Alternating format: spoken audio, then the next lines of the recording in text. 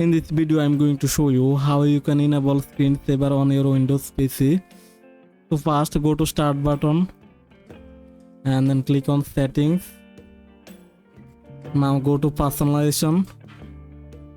After that scroll down and then click on lock screen. Now go to bottom and then you will see screensaver. Just click on that. Now you will see a pop-up. Suppose you want to add 3D text, just click on that and then you can preview it. It will look like this.